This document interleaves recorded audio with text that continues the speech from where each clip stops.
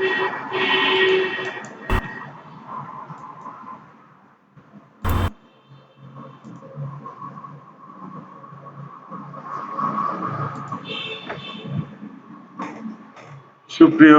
শিক্ষার্থীবৃন্দ, ঈদুল ফিতরের ছুটির পর আমরা আবারও ফিরে আসলাম আমাদের অনলাইন ক্লাসে। আজকের অনলাইন ক্লাসটি আমাদের প্রথম বর্ষের ছাত্রদের জন্য, যে ইন্ট্রোডাকশন টু ফিজিক্যাল জিওগ্রাফি। আজকের বিষয় হচ্ছে কার্টোগ্রাফি। আমি নাজিমুদ্দিন আহমেদ, প্রভাষক, ভূগোল ও পরিবেশ বিভাগ, চাঁদপুর সরকারি কলেজ, চাঁদপুর। আজকে আমরা জানবো ফিজিক্যাল জিওগ্রাফির একটা ইম্পর্টেন্ট বিষয় হচ্ছে কার্টোগ্রাফি। আমরা এর আগের ক্লাসে দেখেছি যে ফিজিক্যাল জিওগ্রাফির একটা অংশ আমাদের ম্যাপিং। আমরা আজকে এই বিষয়টি সম্বন্ধে বেসিক ধারণাটুকু নিব। আজকে আমরা জানবো হচ্ছে ইন্ট্রোডাকশন টু কার্টোগ্রাফি। তার মধ্যে হচ্ছে maps versus Globes, general types of maps, standard map features, map projections, GIS, GPS, remote sensing, representation in maps, or how to fly with maps. আমরা একে একে এই বিষয়গুলো দেখে নিই। প্রথমেই হচ্ছে ম্যাপস ভার্সেস গ্লোবস। ম্যাপ হচ্ছে a representation of the world or part of it in two dimensions. অর্থাৎ ম্যাপ সবসময় একটি দ্বিমাত্রিক ছবি, যার দৈর্ঘ্য আছে, প্রস্থ আছে, কিন্তু উচ্চতা নেই। মানচিত্রে আমরা দেখব যে শুধু দৈর্ঘ্য আর প্রস্থ, অর্থাৎ একটি সমতল পৃষ্ঠা যাতে দৈর্ঘ্য এবং প্রস্থ আছে, পৃথিবীর রিপ্রেজেন্টেশন অথবা কোনো অংশের রিপ্রেজেন্টেশন, এটা হচ্ছে ম্যাপ। আর গ্লোব হচ্ছে a 3D representation of the entire earth surface. Globe হচ্ছে আমাদের পৃথিবীর পৃষ্ঠের ত্রিমাত্রিক রিপ্রেজেন্টেশন, যা দৈর্ঘ্য, প্রস্থ এবং উচ্চতা তিনটাই প্রদর্শন করবে। আমি একটু প্রশ্ন রেখে যাই। প্রশ্ন হচ্ছে, what are the some advantages and disadvantages of each? অর্থাৎ ম্যাপের কিছু সুবিধা এবং অসুবিধা এবং গ্লোবের কিছু সুবিধা এবং অসুবিধা কি হতে পারে। এখন আমরা জানবো হচ্ছে ম্যাপ প্রজেকশনস। প্রজেকশনস এর বাংলা হচ্ছে অভিক্ষেপ। মানচিত্র অভিক্ষেপ। অভিক্ষেপ এই জন্য প্রয়োজন যে পৃথিবী হচ্ছে গোলাকার। এই গোলাকার পৃথিবী, অর্থাৎ তার যে বক্রতার যে ভাব, কার্ভেচার, এটাকে সমতল পৃষ্ঠায় নিয়ে আসা যায় না। সেজন্য আমাদের প্রয়োজন হচ্ছে মানচিত্র অভিক্ষেপ। তাহলে আমরা জেনে নেই মানচিত্র অভিক্ষেপ কি। এটা হচ্ছে mathematical method for systematically transforming a 3D earth into a 2D map. অর্থাৎ ত্রিমাত্রিক পৃথিবীকে দ্বিমাত্রিক মানচিত্রে ট্রান্সফর্ম করার জন্য একটি গাণিতিক পদ্ধতি, এটি হচ্ছে ম্যাপ প্রজেকশন। এটা সাধারণত তিন প্রকার, 3 ট্রেডিশনাল টাইপস হচ্ছে সিলিন্ড্রিক্যাল অর্থাৎ বেলনাকার, কনিক্যাল অর্থাৎ কোণাকৃতির, এবং প্ল্যানার আজিমুথাল জেনিথাল। আরেকটা আছে, এটা হচ্ছে newer mathematical projections, Robinson projections. এটা একেবারে নতুন, এটাকে কম্প্রোমাইজড প্রজেকশনও বলা হয়ে থাকে।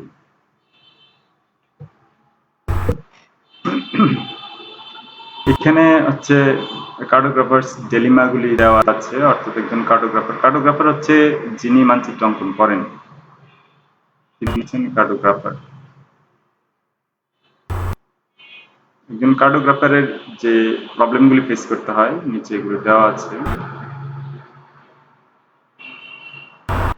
সেটা হচ্ছে all maps introduce distortion. অর্থাৎ কোনো মানচিত্রই একেবারে নিখুঁত নয়, তার কিছু না কিছু বিচ্যুতি থাকবে। বিচ্যুতিগুলোর মধ্যে হচ্ছে শেপ, এটা আমরা কনফরমেন্স বলি, অর্থাৎ অনুরূপ, যেরকম ভূপৃষ্ঠে আছে তার ঠিক অনুরূপ এটা আমরা করতে পারবো না। তারপর হচ্ছে তার সাইজ, এটা হচ্ছে সমানতা, একদম সমান সমান মাপ নিয়ে আসতে পারবো না। ডিরেকশন, উত্তর দিক পূর্ব পশ্চিম একদমই অ্যাকুরেট হবে না।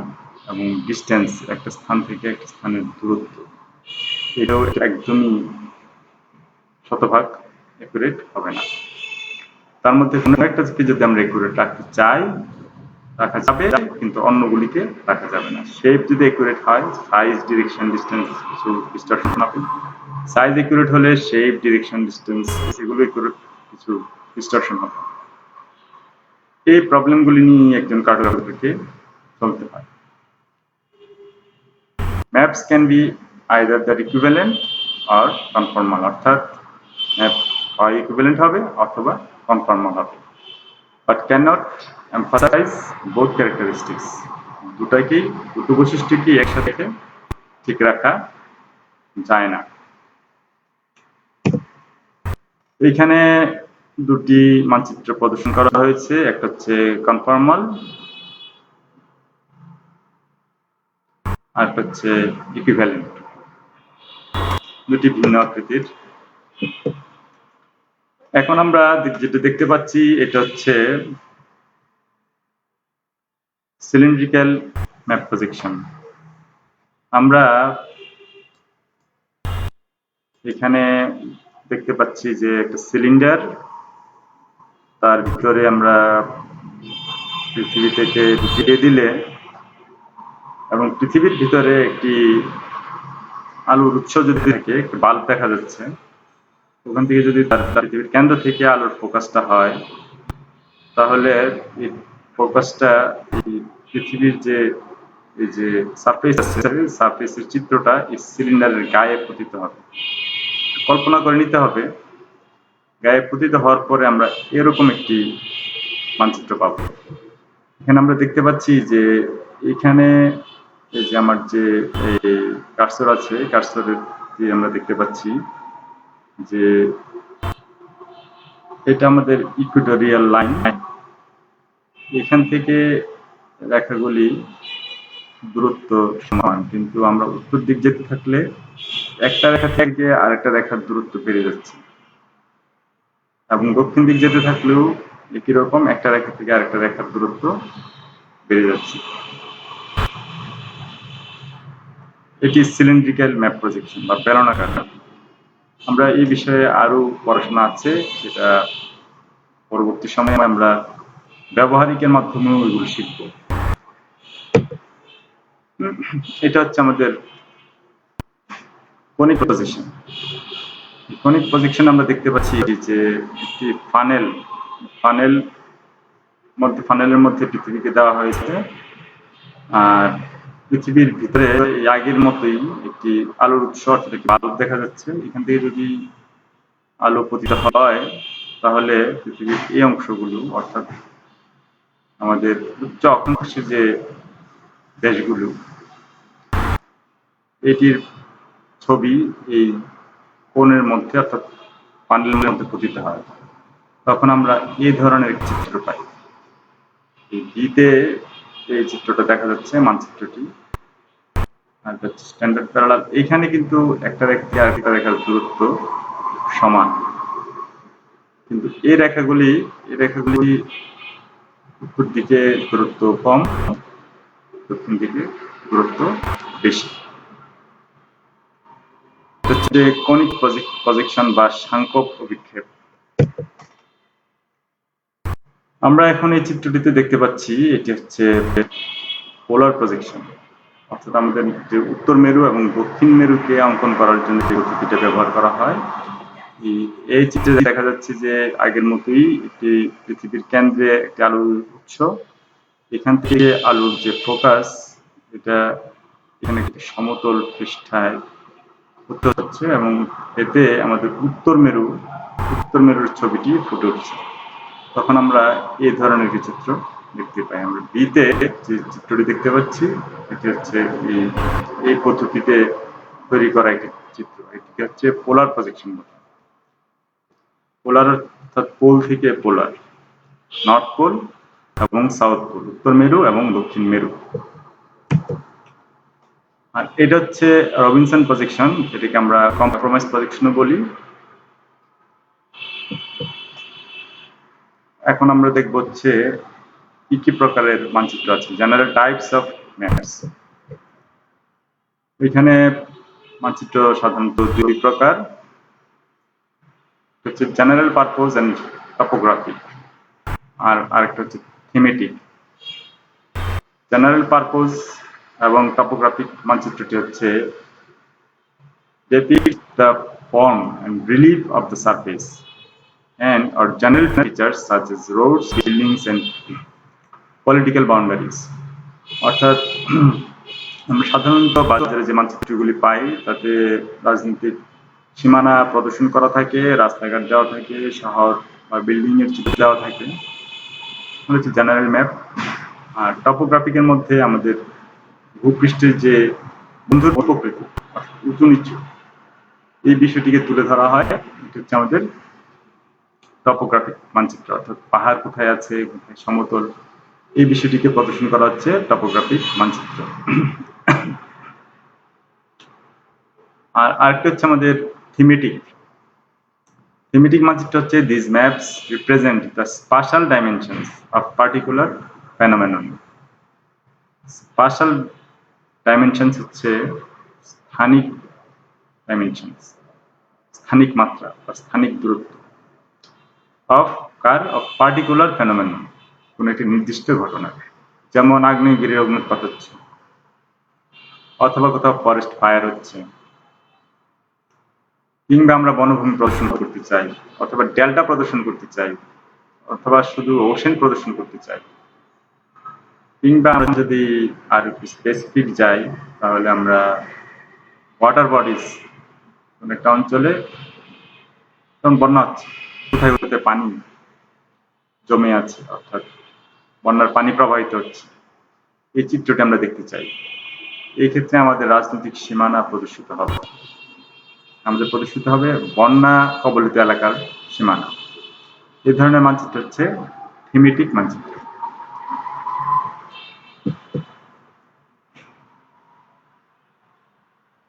থিমেটিক মানচিত্র হচ্ছে this maps represent the spatial dimensions of particular phenomenon. এই কথাটা আমি আগেও বলেছি, এখানে দুই প্রকারের মানচিত্র আমরা পাবো, একটা হচ্ছে আইসোপ্লেথ ম্যাপস এবং একটা হচ্ছে ক্লোরোপ্লেথ ম্যাপ। আইসোপ্লেথ ম্যাপস হচ্ছে isolines connect points of equal magnitude. এটা আমি আরো বিশদ ব্যাখ্যা পরবর্তীতে করব। আপাতত শুধু এতটুকু জেনে নেই যে আমাদের বাংলাদেশের তাপমাত্রা মানচিত্র আমরা করতে চাই, সেক্ষেত্রে আমাদের প্রতিটি স্থানের তাপমাত্রা নেওয়া সম্ভব না। আমাদের যে সমস্ত জেলা শহরে আবহাওয়া অফিস আছে, সে আবহাওয়া অফিস থেকে আমরা তাপমাত্রার তথ্যটুকু পাবো। যেখানে থার্মোমিটারটি বসানো আছে ঠিক সেই জায়গার তাপমাত্রা আমরা নিচ্ছি, কিন্তু আমরা উপজেলা বা একদম প্রত্যেকটা এলাকার তাপমাত্রা কিভাবে জানবো? সেক্ষেত্রে সমান তাপমাত্রা যেখানে, যেমন চাঁদপুরের তাপমাত্রা এবং কুমিল্লার তাপমাত্রা সমান। ধরে নিলাম যে চাঁদপুরের তাপমাত্রা এখন 32°C এবং কুমিল্লার তাপমাত্রা 32°C, অর্থাৎ সমান তাপমাত্রা। তাহলে মাঝখানের এলাকাটুকু ধরে নিলাম যে এটাও 32°C। তাহলে আমরা চাঁদপুর ওয়েদার স্টেশন থেকে কুমিল্লা ওয়েদার স্টেশন পর্যন্ত একটি লাইন টেনে দিলাম, অর্থাৎ এই লাইন বরাবর যতগুলি স্থান আছে, যতগুলি এলাকা আছে, সবগুলো এলাকার তাপমাত্রাই হচ্ছে 32°C। এখানে বলাই আছে isolines connect points of equal magnitude, সমান ভ্যালু, সমান যে তথ্য উপাত্ত তাকে কানেক্ট করে লাইনটি, এই লাইনটি হচ্ছে আমাদের আইসোলাইন্স। এই ধরনের অসংখ্য লাইন দিয়ে যে মানচিত্র তৈরি হবে সেটা হচ্ছে আইসোপ্লেথ ম্যাপস। তারপর আমরা জেনে নিই হচ্ছে ক্লোরোপ্লেথ ম্যাপ। হচ্ছে টোনাল শেডিংস আর graduated to represent areal variations in number of or density within a region, usually a formal region. এই কথাটি দ্বারা আমরা কি বুঝতে পারি? এটি হচ্ছে, আমি সোজা বাংলায় যদি বলি, ছায়াপথ মানচিত্র। আমি ধরে নিলাম যে কুমিল্লায় হেভিলি রেনিং, অর্থাৎ খুব প্রচন্ড বৃষ্টি হচ্ছে মুষলধারে, আর চাঁদপুরে গুড়ি গুড়ি বৃষ্টি হচ্ছে। কুমিল্লা থেকে চাঁদপুর এই এলাকাটুকুর মধ্যে গ্রাজুয়ালি, অর্থাৎ ধীরে ধীরে বৃষ্টির প্রকোপটা কমে আসছে। কুমিল্লা একটু বেশি, তার নিকটবর্তী এলাকায় একটু কম, তার চেয়ে একটু দূরবর্তী এলাকায় একটু কম, চাঁদপুরে সে একেবারেই কম, অর্থাৎ গ্রাজুয়ালি কমে আসছে। এটি আমি কিভাবে মানচিত্রে প্রদর্শন করব? তখন আমরা একটা টোনাল শেডিং ইউজ করব। যেমন কুমিল্লায় আমরা দিব হচ্ছে ঘন একটা কালার, অর্থাৎ খুব ডার্ক কালার দিব। তারপরে গ্রাজুয়ালি আস্তে আস্তে আস্তে আস্তে চাঁদপুর পর্যন্ত আসার পর আমরা এই কালারটাকে লাইট করে দিব, হালকা করে দিব। এই ধরনের মানচিত্রটি হচ্ছে ওরোফ্লেট ম্যাপ, অর্থাৎ ছায়াপাত মানচিত্র। এখন আমরা দেখব হচ্ছে ম্যাপ স্কেল। মানচিত্রের জন্য স্কেল খুবই গুরুত্বপূর্ণ। যে কোনো চিত্র, কিন্তু সকল চিত্র মানচিত্র না। এই জন্য যে চিত্রে স্কেল থাকে না, মানচিত্রে স্কেল থাকে। স্কেল হচ্ছে relates distance on map to distance on earth. The smaller scale represent larger area. অর্থাৎ ভূমির দুটি স্থানের দূরত্ব এবং মানচিত্রে দুটি স্থানের দূরত্বের যে সম্পর্ক, সেটি হচ্ছে স্কেল। ভূমিতে যদি আমার 100 কিলোমিটার হয়, মানচিত্রে 100 কিলোমিটার অঙ্কন করা সম্ভব না। মানচিত্রে আমি কত কিলোমিটার অঙ্কন করবো? 1 কিলোমিটার। 1 কিলোমিটার মানচিত্র সম্ভব না। 1 মিটার, এটাও তো অনেক বড় কাগজ। তাহলে এটা আমরা বলতে পারি যে তো 100 সেন্টিমিটার। 100 সেন্টিমিটার হচ্ছে 1 মিটার। 20 সেন্টিমিটার, এটা সম্ভব। 100 কিলোমিটারকে আমি 20 সেন্টিমিটার প্রদর্শন করছি একটা দুটি স্থানের, পৃথিবীর দুটি স্থানের। কিন্তু একই মানচিত্রে অন্য দুটি স্থানের দূরত্ব কিন্তু একই রকমই হবে, অর্থাৎ তুলনামূলকভাবে একই রকম হবে। অর্থাৎ 100 কিলোমিটারকে যদি আমি 20 সেন্টিমিটার প্রদর্শন করি, তাহলে আবার একই মানচিত্রে অন্য দুটি স্থানের দূরত্ব 50 কিলোমিটার, সেটি হবে 10 সেন্টিমিটার। এটি হচ্ছে স্কেল। স্কেল হচ্ছে দুটি, একটা হচ্ছে স্মল স্কেল, একটা লার্জ স্কেল। স্মল স্কেল হচ্ছে শোজ লার্জ এরিয়া, 1:1 কোটি, would represent about half of US on single page of a paper. অর্থাৎ যুক্তরাষ্ট্রের অর্ধেক এলাকা একটা কাগজে অঙ্কন করতে গেলে আমাদের যে অনুপাতটি হবে, এটি হবে 1:1 কোটি। অনেক বড় একটি এলাকা আমরা প্রদর্শন করতে পারছি ছোট্ট কাগজে, এটি স্মল স্কেল। আর লার্জ স্কেল হচ্ছে শোজ স্মল এরিয়া, অর্থাৎ ছোট এলাকা আমরা দেখাবো একটা কাগজে, যেমন 1:60,360 would represent a small town on a single page of paper. অর্থাৎ ছোট্ট একটি শহরকে একটা কাগজে প্রদর্শন করা, এটি লার্জ স্কেল। আমি একটি প্রশ্ন রেখে যাচ্ছি, what is the largest scale map possible? তোমরা আশা করি এই প্রশ্নটি বুঝবে। এখানে আমরা কতগুলি স্কেল দেখবো। এই স্লাইডটির দিকে তোমরা দেখি, এখানে আটলান্টার একটি দেওয়া আছে, মানচিত্র দেওয়া আছে। আমরা মৌখিকভাবে যদি বলি যে এই মানচিত্রটি হচ্ছে ভার্বাল স্কেল হচ্ছে 1 ইঞ্চি সমান 1485 মাইল, অথবা 1 সেন্টিমিটার সমান 940 কিলোমিটার। এটার অনুপাত কি হবে? এটা রিপ্রেজেন্টেটিভ ফ্যাক্টর, যেটাকে আমরা বলি প্রতিভু অনুপাত। এটা হচ্ছে 1/94, তারপরে 0.00000, 9,40,00,000,000। তাহলে এটা হবে 1:9,40,00,000,000। এটি হচ্ছে প্রতিভু অনুপাত, রিপ্রেজেন্টেটিভ ফ্র্যাকশন।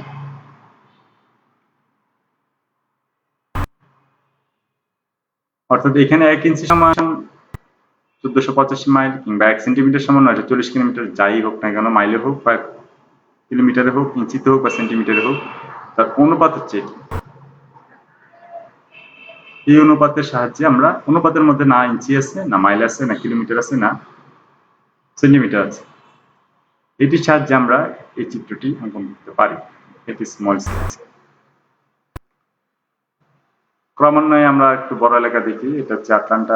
আর একটু জুম করা, এখানে আমরা দেখতে পাচ্ছি 1 ইঞ্চি সমান 585 মাইল। এখানে ছিল 1485 মাইল, এখানে 585 মাইল, এবং 1 সেন্টিমিটার সমান 370 কিলোমিটার। এখানে ছিল 940 কিলোমিটার। আর তার অনুপাত হচ্ছে, প্রতিভা অনুপাত হচ্ছে 1:3,70,00,000। তারপর আমরা আটলান্টিকে আরো একটু জুম করে দেখলাম। এখানে 1 ইঞ্চি সমান 50 mile, 1 centimetre equal to 160 kilometre. এটি দেখতে পাচ্ছি 1:1,60,00,000। এখন এই সর্বশেষ যে মানচিত্রটি এখানে দেখতে পাচ্ছি যে একদম রাস্তাঘাট সহ দেখা যাচ্ছে। এখানে 1 ইঞ্চি সমান 20 মাইল, 1 সেন্টিমিটার সমান 13 কিলোমিটার। আর তার অনুপাত হচ্ছে 1:13,00,000। এটি লার্জ স্কেল। আর এখানে হচ্ছে স্মল স্কেল। ম্যাপ স্কেলের 3টা টাইপ আমরা দেখবো। একটা হচ্ছে রিটেন স্কেল,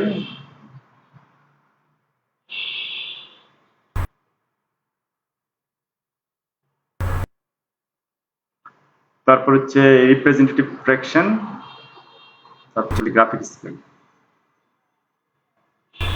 প্রতিভা অনুপাত আমরা জেনেছি। প্রতিভা অনুপাত হচ্ছে যে ভূমিতে কত, মানচিত্রে কত। ভূমিতে যদি হয় 2,50,000, এটা মানচিত্র হবে 1, অর্থাৎ 2,50,000 ইঞ্চি হলে মানচিত্রে 1 ইঞ্চি, 2,50,000 সেন্টিমিটার হলে মানচিত্রে 1 সেন্টিমিটার।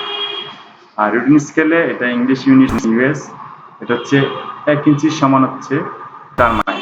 এটাকে ধরে যদি আমরা করি এটা রিটেন স্কেল, এটা একদমই ফিক্সড করা। আর প্রতিভা অনুপাত আমি যেভাবেই অঙ্কন করতেছি সেভাবেই হবে। তারপর আসছে গ্রাফিক স্কেল। এখানে আমরা একটি সরল রেখা দেখতে পাচ্ছি, মানে দুটো রেখা। এখানে শূন্য দেওয়া আছে, তারপর বাম পাশে 1, 2, 3, 4, 4টা ভাগ করা। আর ডান পাশে এখানে 4 মাইল, এখানে 8 মাইল। অর্থাৎ যে চিত্রটি আমরা এখানে পেয়েছিলাম সেটিকে গ্রাফের আকারে প্রদর্শন করা হচ্ছে গ্রাফিক স্কেল। এখানে মাইল আর এখানে কিলোমিটারের একটা মানচিত্র দেওয়া, স্কেল দেওয়া আছে, এটিও গ্রাফিক স্কেল। আমরা এগুলো পরে জানবো। এখানেও 2 প্রকার আছে, সরল স্কেল এবং কর্ণীয় স্কেল। যখন আমরা স্কেল করব ব্যবহারিকে, তখন এগুলো সম্বন্ধে আমরা আরো বিস্তারিত জেনে নিব। এখন আমরা চলে আসছি হচ্ছে ওরিয়েন্টেশন আর ডিরেকশন, অর্থাৎ উত্তর দিক। মানচিত্রে আমাদের পূর্ব, পশ্চিম, উত্তর, দক্ষিণ জানা খুবই জরুরি। উত্তর দিক প্রদর্শন করার জন্য এরকম একটি তীর চিহ্ন দিয়ে দেখানো হয়, বা এভাবে একটি কম্পাসে দেখানো হয়, এটা হচ্ছে উত্তর। আমরা সবসময় খেয়াল রাখবো যে মানচিত্রের উপরের দিক সবসময় উত্তর দিক। সবসময় মানচিত্রের উপরের দিকটা হচ্ছে উত্তর দিক। এটা হচ্ছে নর্থ এরো আর কম্পাস রোজ, যেটা কম্পাস রোজ আর north arrow. European maps of the dark age, অন্ধকার যুগে যে ইউরোপের মানচিত্র ছিল prior to European acceptance 15th century of the magnetic compass are oriented to the east. After compass it made more sense to place north at the top during this. অর্থাৎ কম্পাসের যখন আবিষ্কার হয়, মানে যখন ম্যাগনেটের, চুম্বকের প্রকৃতি থেকে প্রাপ্ত যে চুম্বক, এটির ব্যবহার মানুষজন জানতে পারে, তখন থেকেই এটি ব্যবহার শুরু হয়েছে। এটি ডার্ক এজ, অর্থাৎ অন্ধকার যুগ থেকেই শুরু হয়েছে। ডার্ক এজ আমরা জানি যে যীশু খ্রিস্টের পর থেকে ইসলামের আগ পর্যন্ত এই সময়টিকে আমরা অন্ধকার যুগ হিসেবে চিহ্নিত করে থাকি। এখানে আমরা একটু ইন্টারেস্টিং বিষয় দেখবো, বেশ ইন্টারেস্টিং। একটা হচ্ছে ট্রু নর্থ, জিওগ্রাফিক নর্থ আর নর্থ পোল। আমাদের যে উত্তর মেরু আছে, এই উত্তর মেরু বরাবর যে দিক সেটা হচ্ছে উত্তর দিক, এটাই আমরা জানি। তারপর হচ্ছে magnetic north, where the compass points two, অর্থাৎ আমাদের চুম্বক যদি সুতা দিয়ে বেঁধে ঝুলিয়ে দেই, তাহলে সে নড়াচড়া করতে করতে একটা দিককে উত্তর দিক প্রদর্শন করবে। সেটা ট্রু নর্থ থেকে একটুখানি টিল্ট করা। আমরা জানি যে পৃথিবী একটু টিল্ট করা। এটাই হচ্ছে আমাদের ম্যাগনেটিক নর্থ। পার্থক্য আছে। আরেকটা নর্থ হচ্ছে, এটা হচ্ছে grid north, very close two true north, এটা খুব নিকটবর্তী। Use to place greets on maps for archaeology, mines, artillery targeting. Archaeology mining এর জন্য এবং আর্টিলারি টার্গেটিং। আর্টিলারি টার্গেটিং হচ্ছে এটা সামরিকদের জন্য ব্যবহৃত হয়। সামরিক বাহিনী মানে অর্থাৎ তারা কামান দিয়ে যখন শত্রু এলাকায় বোমা বর্ষণ করে তখন তারা আর্টিলারি টার্গেটিং করে। এটা আর্টিলারি টার্গেটিং করা হচ্ছে তাদের গ্রিড ম্যাপ থেকে বা মিলিটারি ম্যাপ থেকে। মিলিটারি ম্যাপের যে নর্থ ইস্ট লাইন ইউজ করা হয় এটিকে বলা হয় গ্রিড নর্থ। এটি হচ্ছে মার্কেটের চার্ট। এখানে আমরা দেখতে পাচ্ছি এটি শূন্য দেওয়া আছে, যেখানে আমাদের কার্সর যেখানে আছে সেখানে হচ্ছে ইকুয়েটরিয়াল নিরক্ষরেখা। এখান থেকে 20 ডিগ্রি উত্তর, 20 ডিগ্রি দক্ষিণ, তারপর 40 ডিগ্রি উত্তর, 40 ডিগ্রি দক্ষিণ, 60 ডিগ্রি উত্তর, 60 ডিগ্রি দক্ষিণ, 80 ডিগ্রি উত্তর, 80 ডিগ্রি দক্ষিণ, 84 ডিগ্রি উত্তর, 84 ডিগ্রি দক্ষিণ। এখানে আমরা দেখতে পাচ্ছি যে এই নিরক্ষরেখা থেকে উত্তর দিকে কিংবা দক্ষিণ দিকে যত ঢুকে যেতে থাকি না কেন, এর এখন দূরত্ব ক্রমান্বয়ে বেড়ে যাচ্ছে। এটি আমাদের মার্কেটের চার্ট বা মার্কেটের প্রজেকশন।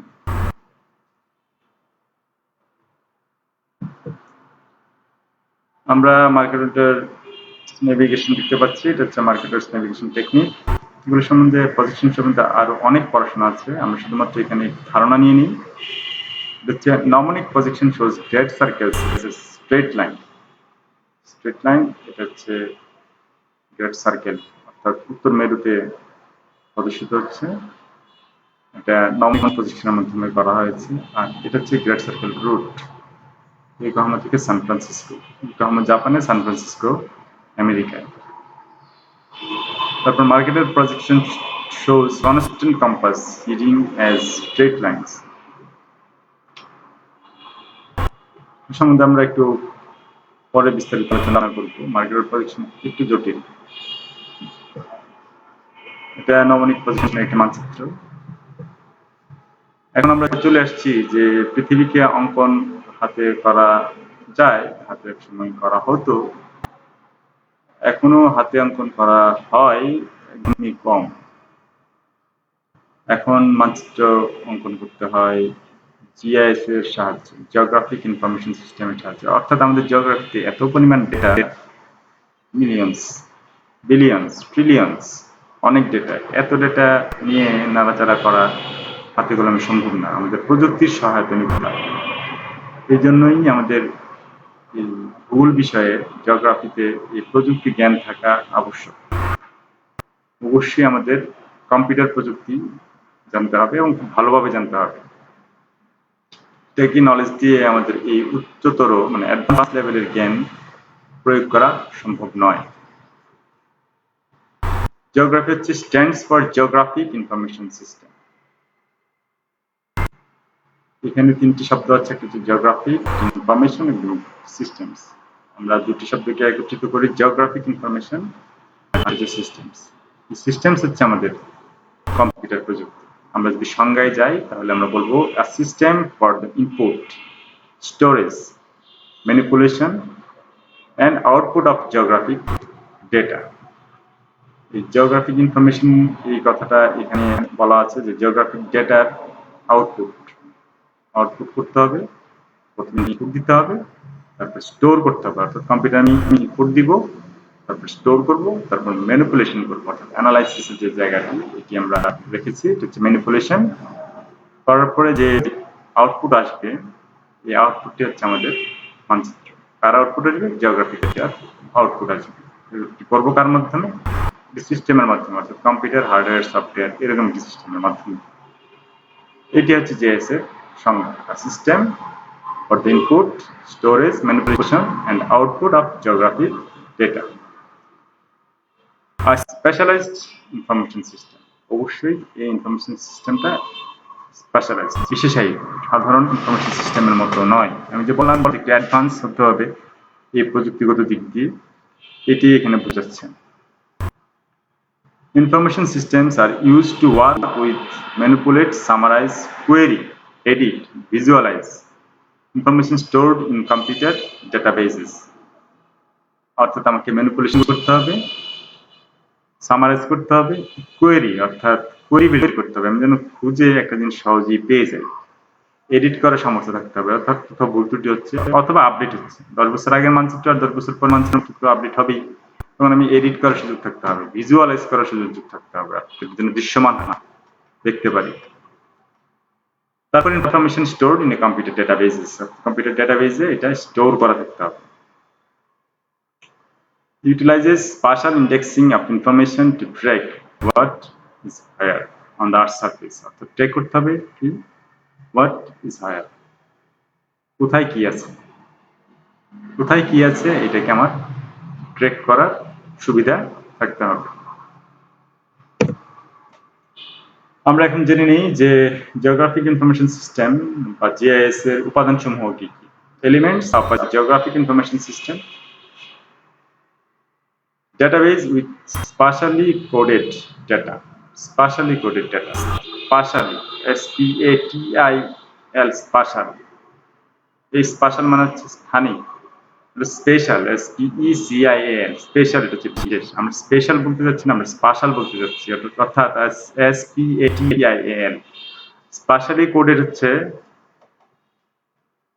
স্পেশালি কোডেড হচ্ছে অবশ্যই তাতে লঙ্গিটিউড ল্যাটিটিউড থাকা লাগবে, অক্ষাংশ দ্রাঘিমাংশ থাকা লাগবে, এটা হচ্ছে specially coded data, latitude and longitude. তারপর কম্পিউটার লাগবে, জিআইএস অ্যাপ্লিকেশন সফটওয়্যার লাগবে, যেমন আর্কভিউ, আর্কইনফো, ম্যাপইনফো, বর্তমানে আর্কজিআইএস আছে, আর্কজিআইএস মানে জিআইএস এর একটি সফটওয়্যার, আর অনেক সফটওয়্যার আছে, কিউজিআইএস আছে, অসংখ্য সফটওয়্যার আছে, কিছু অনলাইন বেস সফটওয়্যার আছে।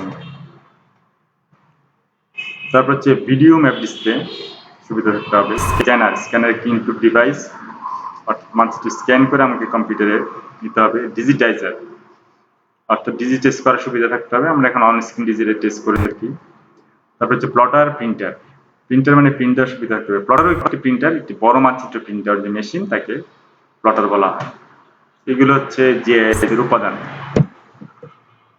এখানে আমরা চিত্রে দেখতে পাচ্ছি উপর হচ্ছে রিমোটলি সেন্সড ইমেজ, অর্থাৎ রিমোট সেন্সিং এর মাধ্যমে যে ইমেজ আমরা পেয়েছি, আর হচ্ছে গ্রিড সার্ভে, তারপর জোনিং, আমরা একটা অঞ্চল তৈরি করেছি, তারপর ফ্লাড প্লেইন, এই অঞ্চল থেকে আমরা একটি প্লাবন সমভূমি বের করেছি, তারপর এখান থেকে ওয়েটল্যান্ড পেয়েছি, তারপর হচ্ছে ল্যান্ড কাভার, এই ওয়েটল্যান্ড থেকে আমরা ল্যান্ড কাভার পেয়েছি, তারপর তার মধ্যে থেকে সয়েল, কোন ধরনের সয়েল সেটি পেয়েছি, এটি আমাদের এই সার্ভে কন্ট্রোল জরিপ করেছি, তার কন্ট্রোল তৈরি করেছি, এবং সব মিলে একটা কম্পোজিট ওভারলে ফাইনাল ম্যাপ, এই সবগুলো লেয়ার মিলে এই যে layer by layer, layer by layer, এটাকে কম্পোজিট করে একটি ওভারলে তৈরি করেছি, আবার একটার উপর একটা, একটার উপর একটা দিয়ে ফাইনালি একটা ম্যাপ তৈরি করেছি। এখন আমরা আসবো জিওগ্রাফিক ইনফরমেশন সিস্টেমের ফাংশনগুলি কি। আমাদের প্রথমে একটি সাইট সিলেকশন করে নিতে হবে, কোথায় আমরা কাজ করব তার সাইট সিলেকশন, তারপর হচ্ছে find density with an area, কি পরিমাণ ঘন, অর্থাৎ আমাকে সার্ভে করার জন্য একদমই সুদূর পর্যন্ত একই রকম এক ধরনের সার্ভে হবে, কিন্তু একটু পরপরই ডিফারেন্ট ডিফারেন্ট ফেনোমেনন। আমরা যদি ক্রপল্যান্ডে দেখি তাহলে যদি মনে করি যে সুদূর পর্যন্ত শুধু সরিষা ফুল, সরিষা ফুল, এটা ডেনসিটি আসলে কম। আমরা দেখলাম যে এখানে সরিষা, ওখানে আর একটা ক্রপ, তারপরে আর একটা ক্রপ, মানে একটার পর একটা ক্রপ চেঞ্জ হচ্ছে, তখন তার ডেনসিটি অন্যরকম হবে, এটা আমাদের খুঁজে বের করতে হবে। তারপর হচ্ছে catalog and track spatial data, স্থানিক ডেটা আমাদের ট্র্যাক করতে হবে, হচ্ছে ল্যান্ড ইউজ ম্যাপস, তারপর হচ্ছে নেটওয়ার্ক ফাংশনস, আর হচ্ছে স্ট্রিট গ্রিড নেভিগেশন, আমাদের যে নেটওয়ার্ক অর্থাৎ ট্রান্সপোর্ট নেটওয়ার্ক, রাস্তাঘাটের যে গ্রিড নেভিগেশন লাগবে, তারপর হচ্ছে municipal water supply, sewers, hydrology, river, streams, lakes, এগুলি সম্বন্ধে আগে থেকেই জেনে নিতে হবে। Hydrology, municipal water supply, sewers, street grid, এগুলো আমাদের জেনে নিতে হবে। তারপর হচ্ছে কনজিউমার ট্র্যাকিং অ্যান্ড মার্কেটিং, এই বিষয়টি একটি ভিন্ন বিষয়, এটি জিএস এর অ্যাডভান্স লেভেলে প্রযোজ্য, আজকে আমি এটি ব্যাখ্যা করব না। আমরা এখানে কিছু উদাহরণ দেখতে পাই, এটা হচ্ছে জিএস এর কিছু মানচিত্র যেগুলো আমরা দেখি সাধারণত গুগল ম্যাপস, গুগল আর্থ, জিলো.com, national atlas of the United States, এগুলো আমরা পাই। গুগল ম্যাপস, গুগল আর্থ, জিলো.com এগুলো ওয়েবসাইটে পাওয়া যায়। এগুলো হচ্ছে জিএস এর উদাহরণ।